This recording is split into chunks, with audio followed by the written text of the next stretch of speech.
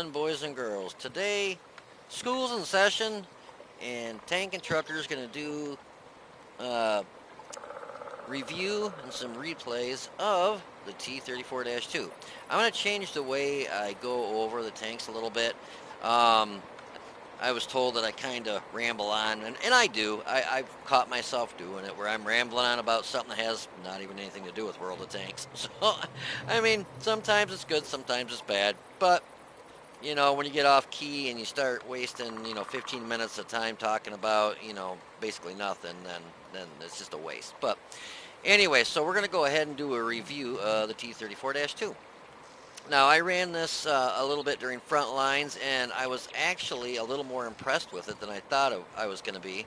The penetration for the standard round isn't the best in the world, so, if you're bottom tier against tier 10s, you're probably going to have to sling quite a bit of premium rounds, but if you're top tier to mid tier, you might be able to get away with penning some of the stuff from the front with your standard rounds, but most of your stuff, if you're going up against a lot of more like your defenders, IS-3s, you might end up trying to get around on their sides and rears. But for a medium tank, it's not the most mobile. I mean, it's pretty good, but it's not like a light tank. So you don't want to get yourself caught out there with your schnitzel in the wind and screw up and lose half your hit points, because you only have 1,300 hit points with this.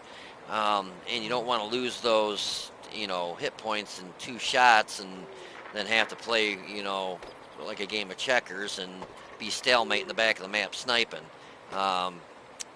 Your biggest downfall of this, like I said, is the standard penetration and your gun depression. Your gun depression, I did struggle with that a lot of times, because the maps on front lines, the summer map, there's a lot of hills. The winter map, not as many hills on certain parts, depending on if you got A, B, or C to defend. If you played front lines, you'll know what I'm talking about. If you haven't played front lines, what rock have you been under? Because it's actually a lot of fun, and you make a ton of credits. I actually was able to buy back 2 tanks with all the credits that I made off of front lines, and I'm still got 7.7 million. But anyway, so we'll go over this real quick, and we're going to go through some armor inspector, and I'm going to show you a little bit of something so you can see what I'm talking about, because it's easier to show you than just tell you and have you be like, are you smoking something? So anyways, you get a tier 8 gun on this. Your standard pen is with AP, and it's 181. Your premium round is APCR, which is nice, and it's 241 pen. And your HE is pretty much trash, like almost all your HE shells, with 50 penetration. Your average damage is 250 per hit, which is not actually bad. A lot of the newer tier 8s premiums that are coming out, their average damage is 230 and 240. So 250 is not actually that bad. You got a decent reload. It's not super fast, but it's not like your T-34 where you're sitting around for 12 seconds waiting to get loaded. Now, armor on this thing is really kind of the turret's not bad, but the hull is kind of non-existent. But so let's go over the rest of the stuff real quick on this. The rate of fire for the stock gun is 7.6 rounds, basically 7 rounds a minute. Average damage is 1765, dispersion 0.39, so you can see it's not a sniper. And your aim time is pretty horrendous at 2.8 seconds. So you definitely want to work on getting your dispersion and your aim time down, because those are your 2 big things. Your gun handling on this is it's not really that good. My rate of fire is 8.18 rounds a minute, and that's with a gun rammer, and I went with vertical stabs and coated optics. I did not go with food on this. I think during front lines I actually did use food, and it did improve it pretty substantial. I mean, it knocked down the dispersion down to, I think it was like 3.5, and my aim time was a lot better, like 2.4 something.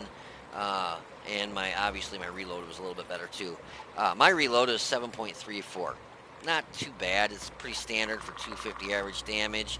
Gun traverse is actually pretty good at 47.98, and the hull traverse is 47.98. So you'll be the one that does the circle strafing. You don't have to really worry about getting circle strafed. The killer of this is your -5 gun depression. So working ridge lines is a pain in the butt. You got to try and get your rear in the air to get your gun down. It's got 18 elevation, so that's fine. But just that -5 gun depression, it can really. A lot of people will determine whether they're going to even touch a tank when they see that -5. I mean, obviously there's tanks that are worse, but the aim time, even with, I mean, I don't have a super duper crew in here. 28% on their first crew scale, 110% is still 2.68. And I went with the vertical stabilizers because that shrinks it down 20% when you're on the move. So as you come to a stop, you're already shrunk down 20%. And I noticed that it does make a huge difference between that and the enhanced gunland drive. I'm drawing a blank there. Dispersion on -0.37 and my average damage per minute is 2,045. You get 1,300 hit points, and this is the bad part on the tank, obviously, is your survivability, your hull armor and stuff. It's not bad on the turret. You got 180 on the front, 70 on the front on the hull. On the sides, you got 45 on the hull, 120 on the turret. And in the rear, you got 45 on the hull and 60 on the turret. Now, that's not bad. I mean, you'll be able to bounce rounds from, you know, all the way up to an IS-7 if you side scrape, because the, you know, they have got 3 times the caliber of your armor for their guns. So if you take 45 times 3, it's 135. And the IS-7 has 130 millimeters. So an IS-7 shooting you in the side, if you side scrape, it's going to bounce.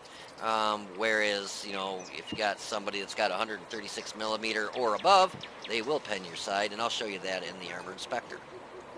Mobility isn't too bad. Like I said, it's not a light tank. It is a medium. And you'll notice that it's a little sluggish, but I mean, it's a medium with a little bit of armor on the turret. So it's a 34.3 ton tank. Engine horsepower is 580 horsepower. Specific power to weight is 16.91. Your top speed and forward is 50. Reverse is 20. Concealment is 20.04, which is actually pretty darn good. That's setting still. Moving is 15.77. Obviously, those numbers really drop when you pull the trigger. I've got my view range at 425 and my signal range at 782. Now we're going to bop over to Armor Inspector so you can take a peek at it, and I'll explain to you what I was talking about on the overmatch rule. So basically, it's got 45 millimeters of armor on the side of the hull. So this is set up against an IS-7, which you can see IS-7s, which has a 130 millimeter gun.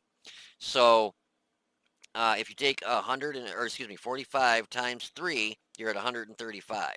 So you can side scrape against an IS-7 and know that he's not going to be able to pen you through the side, and you can see it's an auto ricochet on your hull.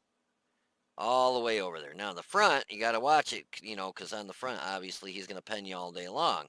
So you got to make sure you just pull out enough. You want to put that gun just over the corner of the front of your tank there. Take a quick shot and pull back in. You know, hopefully you can get him in the side, rear, his front lower plate. But if he shoots at you, well, he's going to be bouncing all day long in this little medium tank, which is going to piss him off, and then he'll start loading premiums and still bounce. Because it doesn't matter if he's shooting premium or standard rounds. Doesn't matter if he's got 20 pen or 2,000 pen. It's the 3 rule effect for the armor versus the gun. And he, at 130 millimeter, isn't going to be able to pen through your side where you're side scraping. Now, and you can see I got it set up, like I said, with 130 millimeter on the IS-7, so he's going to bounce all day long.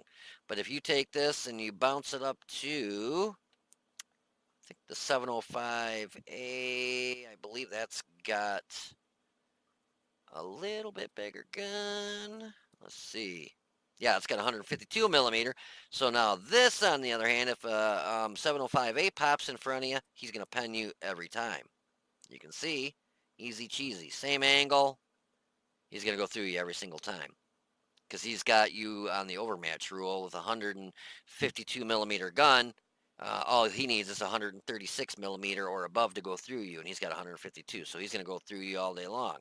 So, you got to try and remember that when you're going against other tanks. If you want to side scrape, you got to know what your armor is, and if you're taking a tank out, I would hope you know what the caliber gun you have, the kind of armor you have. You got to know the stats of the tank that you're driving. That way, when you get it out there, if you come across an IS-7 and you want to side scrape, you can go, yep, I can side scrape against him, and he's going to bounce all day long trying to go through my side.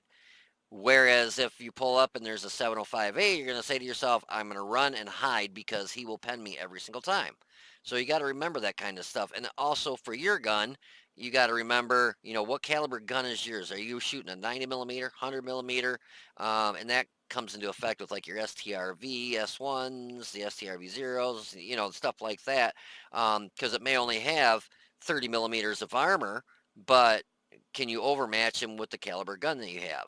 So it doesn't matter if you got premium or standard rounds. If you overmatch them by the caliber of your gun, you're going to go through them no matter what. So if you're bouncing on them all day long and you think, oh, I'll load premium rounds, you're still going to bounce on them all day long.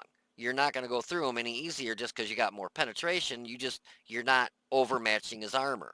But if you pull up and you're in a 122 millimeter, like IS-6 per se, you'll overmatch him, and you'll go through them with standard rounds. You don't need to, shoot premium. You're going to automatically go through his armor just because you overmatch him. But anyway, so we're going to put this back on. We'll just put it back on the IS-7 here. Makes it look better for you so you can think you can bounce some stuff. But you can see, I mean, the front is trash. Lower plate 60 millimeters, upper plate straight on, you're looking at 112, 116. So pretty much everything's going to pen your hull. And with 5 degrees of gun depression, it makes it hard because it's hard to get hull down in a tank that has no gun depression. I mean, your turret has got some pretty good armor. You're going to get on the cheeks, you're looking at auto ricochets. And if my phone quit ringing, that would be nice. And on the front, certain areas you're up at 400. Closer to the sides, you're at 200 and something. You got some spaced armor around the gun itself. The side basically is just trash. If you get hit by artillery, it's going to really wreck you. You got 15 millimeters of armor there. If you got a tank that's taller than you, they're going to pop right through your engine deck. So yeah, armor-wise on this, everywhere but the front of the turret is pretty much trash. But I just want to give you a little bit of a hint on the side scraping with this against, your IS-7 so that, that you can actually side scrape against certain tanks like that. So. But yeah, if you want to hold on for a minute, we'll have some gameplay and some post-game stats. So I will be right back. Hello, ladies and gentlemen, boys and girls. So here we are in the T-34-2 on Muravanka. A gentleman asked me if I do a review of this tank, so I'm going to go ahead and get her done for him here. Normally, just to go over this real quick, on this map, you got a couple different options. If you're in a super heavy or heavy tank, this is my personal opinion. You can do whatever you want. Obviously, you command your own tanks, but I like to go over in this. Oh, you can't see my mouse. I always forget about that.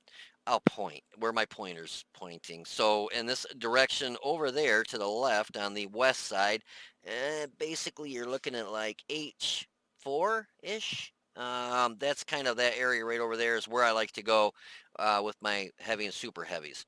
That way you can hold them from coming around the corner for the guys that are going to probably come up here in their tank destroyers, and they'll hide along the ridge in those bushes up there. It's a real good spot, and they can get some real good shots off, and then you'll get spotting damage for them because you'll spot them, then they'll shoot them. Now, if you're in a medium, like I am, or a light tank, you got a couple different options. A lot of times, if I'm in a really fast light tank, I'll make a scouting run right across that little city area over there, and then I'll come out to the right on the east side, and I'll kind of wait for the rest of my team to catch up with me. If I'm in a medium or like a faster medium or a slower light tank, I'll usually cut, like I'm going to do with this one, to the east a little bit over this way and then cut across and wait for the rest of my team. If I'm in just a medium tank, I'll just usually go straight across this way to the east, then go north and kind of meet up with the faster tanks that are up there already. Obviously, in tank destroyers, you want to kind of go to the west over here. And if you're in artillery, obviously in the bushes over there, or I see a lot of people get their artilleries out in the water way over there to the east. So got a couple different options. I like the new maps, and I like the maps that they have that are like this, that are not corridor maps. I like having options. You can pick where you want to go. You're not for. I mean, you could take your heavy tanks and go to the east side. I've seen a lot of Moss E100s, Mosses, Lows. You know, the bobblehead here, the mutant. He goes over here to the east side too, which he's got really good gun depression. So you know, kudos to him. I'd have done the same thing. That thing, if you get it hauled down, it's a real pain in the butt to penetrate because it's got really good frontal armor, great turret armor, and the mistake I made is I forgot to put on that little, I don't have 6 cents on this tank, and I completely forgot to use the perk 6 cents you can add to it if you have it. And here in a second, you're going to see me get plugged by a Leopard PTA. And I was like, how in the hell did I get hit? And he didn't even light up right there. Boom. And he didn't even light up for 433 because they upped the amount of damage that that gun does. And it really hurt because that took off a quarter of my health in one shot. And I'm thinking to myself, oh, great. This is a tier 9 match. I'm in a little tier 8. I'm the first one up here. You see our heavies kind of crawling up here. Thank goodness that 263 got up here quicker, you know, to help me out. But a lot of the shots I'm going to be taking are going to be kind of clutch shots. The aim time on this it is really bad, and you can't sit there and really aim. If you sit there and aim, you're going to get hit, and you're going to get. I mean, if that 263 hits me, you know, I'm losing, you know, close to 550, 600 health.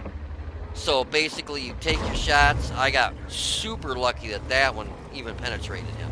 It must have just caught the lower, his lower plate, the lip on his lower plate. I was trying to put him in the back side of his hull. You know, if you imagine like a dump truck, how it's got that open space behind the gun there. That's what I was trying to shoot, and it kept not doing anything. But the T10 was nice enough to, you know, go over the hill there and then give us a nice shot at his lower plate. But if you look, I'm the one that's kind of doing all the work on this side. I'm not really getting any help. I mean, you can see 3 tanks right here. They're all on this side, and I've got all the heavy hitters kind of up that way. It's like, come on, guys, come help. I actually think I hit help, and I knew they were there with me, but no one was actually, like, helping. So I think I pissed this 263 off because he just, you know, probably because for one, I'm slinging premium rounds, and 2, he's trying to hit me, and he's not doing any damage. And I'm just trying not to pull up too far or back too far where he can get a shot on me. And you can see these rounds, I mean, I'm not really even, I can't really aim them because if I do, that T-34-2 back there can hit me, or see, that 263 actually just hit me, and I want to see where he did hit me. He hit me in the turret, I know that, but let's see where. Yeah, that's where the green one there, that mark is from, oh, right, we're literally right on the gun. I mean, you can look at, if you look straight at the gun mantle, that big white splotch right there, that's where he just hit me. So that's like about the thickest spot, and that's all spaced armor right there. But the green mark down there is where the Leopard PTA hit me. But, no, I was just pepper on that 263 because I was just, with the aim time on this, you really can't sit there and aim. And at this range, it's not that bad of a, you know, it's not bad because you don't really have to wait for it to aim in. You're not at a long distance. But here I'm yelling help because, I mean, I'm not getting any help. Well, he did. He finally popped over, the 263 did. And so basically what I'm going to do is back up the 263. He's our top tier, and that 34-3 isn't pulling forward. He's dealing with the other guy in the bat chat there. So I figured my best bet is let's get rid of this 263 first, and now we can go work on the 34-3. But I'm not going to take a hit if I can help it, because I'm going to try and scout up here. So basically, I didn't want to be a wuss and not take a hit, but I also didn't want to take a hit from that 34-3 and end up losing another quarter of my health and be a one-shot for anybody. I wanted to be able to scout up this way, and you can see I'm the only one kind of going this way, because I'm probably the only one with the speed that can go this way. No, the bad chat's going the other way. But I figured a lot of times artillery hides back in these corners. You'll get tank destroyers back in here, so I was thinking I'm going to either light up a T-95, T-30, artillery, and I wanted to be able to take at least a hit and still have a little bit of health left. That way, if I take that hit, then I can still fix my track or whatever. I've got a repair kit, and if I can get around on their sides, rears, you know, circle strafe them. This isn't the fastest tank in the world, but it's fast enough that if you have to, you can circle strafe, but it's not easy. Look at this aim time. So painfully slow. And the only reason I really pulled the trigger there is because he started moving forward. If he wouldn't have started moving forward, I probably would have waited about another second. And then here in a second, my mouse battery dies. So you're going to see the tank. I start doing something goofy because I can't aim. I didn't realize my mouse battery was that low. And I thought I was auto-locked on something. And it's like, it happens like any second now. I think it's actually right now it was doing it. And I'm like, yeah, it was. Right now I'm like trying to figure out why my mouse is doing what it's doing. And it come to find out my mouse battery was dead. I'm like, what the hell? I was zooming in, zooming out, clicking both my mouse buttons. You're going to see me stop in a second because I backed up and I'm like, okay, battery. So I swapped out my battery and then I started going forward again. I felt like a dumbass, but hey, it happens. The thing that I don't like is when I change my battery out my mouse, if I accidentally have my finger on one of the mouse buttons, a lot of times you might accidentally shoot a team member. But the nice thing now is with team damage off, you don't really have to worry about that. Now I knew coming over this hill, as soon as I saw spotted 40-43, that he's probably, yeah, right in that little dip. And he's already kind of seeing me come this way, or he kind of knew I was going to be coming that way. So now I got to worry about getting dirt by him, but also I know the T-95 there and the Defender's there, but where's the Scorpion? Oh God, there was a couple other Scorpion and that little, what's that little frickin' tank that he got there? The ELC. I'm like, okay, where are those guys at? Because ELC hasn't been spotted for quite a while. So all I was thinking is he went back, he got into a bush, and he's probably spotting me like crazy. And without 6th sense on this tank, I don't even know if I'm spotted or not. So as I'm coming up here, I see the artillery. I take a shot on the move. One thing, and I hate to stop it like this again, one thing I see a lot of people do, and it's a big mistake, is they'll see artillery and they'll stop, aim, shoot. No, when you see artillery like that, when he's trying to aim at you, more than likely he's loaded. You want to keep moving. Don't stop, because, I mean, I'm in a medium tank that has absolutely no armor. If he gets a good shot in my side, he might be able to one-shot me. During front lines, I was in my 130 PM, that new tank destroyer. Wicked gun, wicked gun. But I got hit by S14-1 or 2, whatever it is, that tier 8 artillery, one-shot me from full health. So it can still happen. So whenever you see an artillery, don't stop and aim. Keep moving. That's your friend. Your moving is your friend. If you keep moving, not only is he not going to be able to just plop you one in the face, but that tank sitting over there, or that tank destroyer over there, or the hidden ELC, or the hidden Scorpion, wherever they're at, they're not, you know, they still have to try and shoot at a moving target versus a sitting still target. So basically, I just right-clicked, auto-locked, and I got hit by the UD-16, so I knew to stay down a little bit lower. Almost loaded, and boom, we take him out. So the first shell we hit him with did 283. Not bad for that HE shell. I wanted to see what the HE shell would do to give you guys a good idea. 283 with the HE on that artillery was really nice. Almost a roll of 300 with that HE shell. And the second one, obviously, even for 117, just finished him off. Now the trick is we got to kind of weed out. There's the Scorpion, but, you know, obviously we didn't know where he was at first. So I'm gonna probably, I think I auto lock on him here just to keep my eyes looking and peeled on everything else. And then basically take a shot, just back up. I popped his track off, he gets taken out. Now it's just a matter of moving in and kind of sweeping up the T-95, the Defender, and that little ELC, wherever the heck he's at. Those little things, they are a bugger. They got kind of a crappy gun, but it is an auto loader. It does get 3 shots, and it does, most people that play that thing I noticed do shoot a lot of premium. So we finished the Defender off, and then basically we're just going to try, and look at that. I had to come up over this hill to get my gun down enough to be able to shoot the T-95 in the side.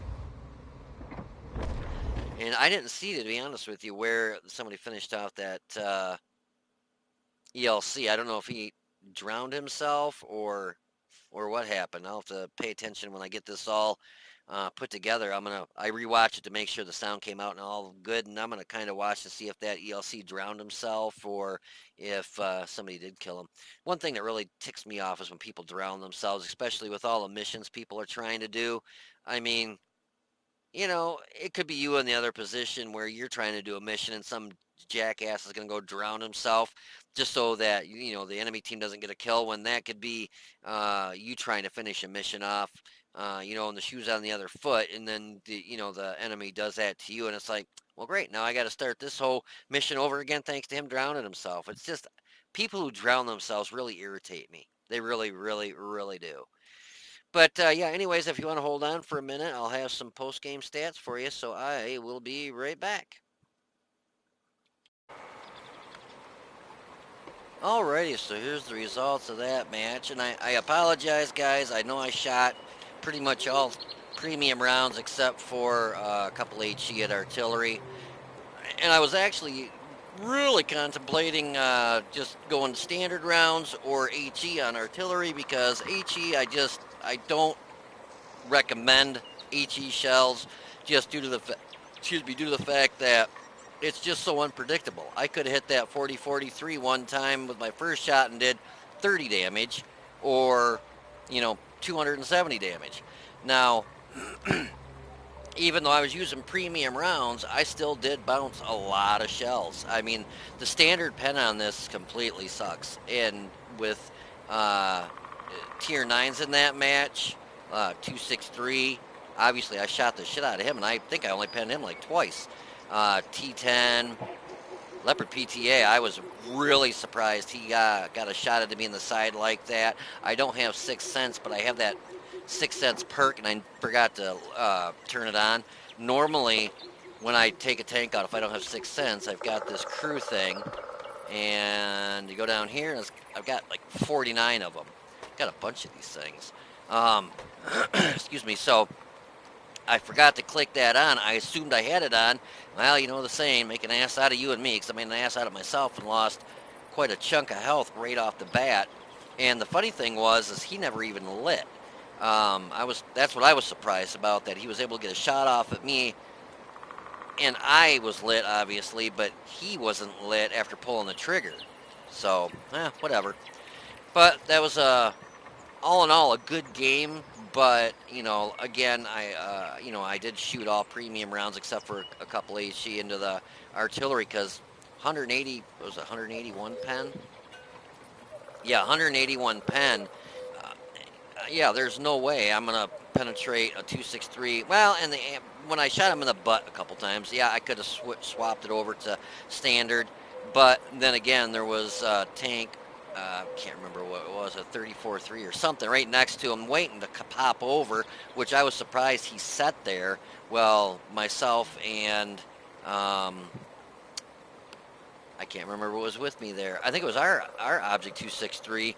Were just basically knocking the snot out of that 263, and that tank on the enemy team just sat there and let him get killed. Didn't pop over and try taking a shot at us, didn't do anything, just sat there. I was like, dang, that was kind of a shit thing to do. But that was a Master Badge Class 1 fighter, fire for effect. We got 1 bond, and we got a whatever that is, metal. For destroying 2 enemy tanks or tank destroyers with a medium tank in one battle, and they have to be 1 tier higher than you. So, oh, I didn't realize I got 4 kills in that battle. Huh. Cool.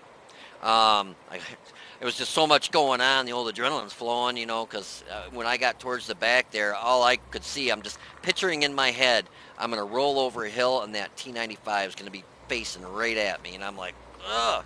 And I don't have sixth sense, so I was trying to red line it because I didn't know if I was lit or not. And then to top it off, I'm boogieing along, and you'll notice towards the end, right before I killed artillery, I was like doing nothing. I just swapped the batteries out on my mouse because I'm like, all of a sudden my gun's not moving. I couldn't move my gun. I couldn't move my turret, and I'm like hitting the mouse button to shoot. I'm like, it's not shooting, and then I look down. I'm like, oh shit, my battery's dead, and so I had to flop my battery out real quick. I'll point that out to you when it happened because I was zooming in and zooming out, and I'm like, what the hell's going on? I thought my battery was fully charged, but it was fully dead. So yeah, that kind of sucked. The WN8 for that match was 4,547, which was really good. Our mark of excellence went up 6.71, so that was really good. So I'm not complaining about that stuff. Working on all these things here. But anyway, so yeah, we hit the T10 for one time for 224. So this average damage on this is, what was it, 250? 250. So yeah, that was kind of a really rotten low roll. And we knocked out his ammo rack, but obviously probably fixed that right off the bat. Leopard PTA, and you could see when I was aiming in at that Leopard PTA towards the end of the match there, how painfully long I had to wait for that aim reticle to shrink all the way. And I actually didn't let it shrink all the way in. It was like, I'd say about 95% of the way in. I was just waiting for him to move.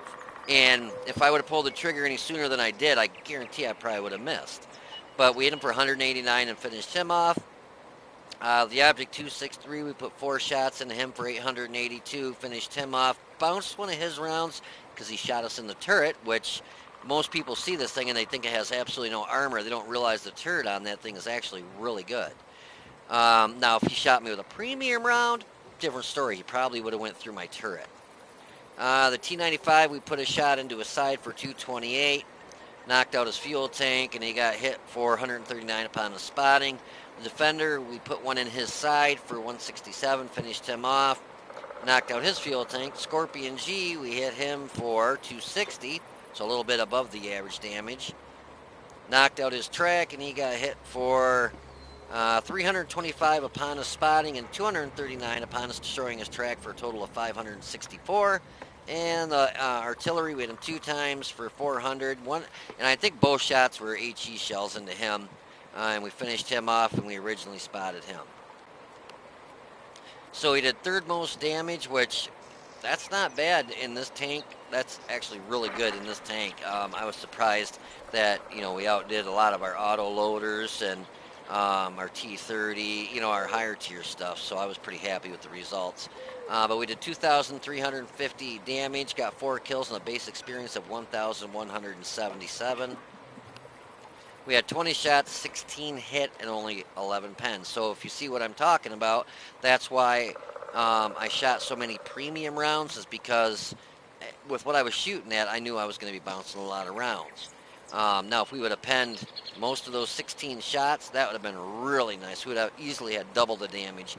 But that Object 263, man, you got to hit that thing in the lower plate or get real lucky on flat spots, which it doesn't have a whole lot of flat spots on the front of it. It's got pretty good angles on it. But we did 2350 in damage, 189 of it of more than 300 meters away.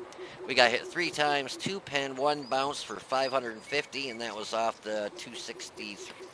I always forget that that is. I always want to say 268. We spotted 1, damaged 7, destroyed 4. Damage with our assistance was 703. We did lose 43,243 credits, but that was because I shot all premium rounds except for 2 HE shells. But, what are you going to do? If I rewound it and did that same exact match with standard rounds, guaranteed we'd have probably done, if we were lucky, maybe around 1,000 damage. And, we probably would have bounced even more rounds. I'm just saying, guys, the 181 pen in a tier 9 match, you just, if you stop and look at the shots, at the stuff I got, the 263, a couple shots in the rear, I think I shot him twice in the rear. Those I could have got him with standard.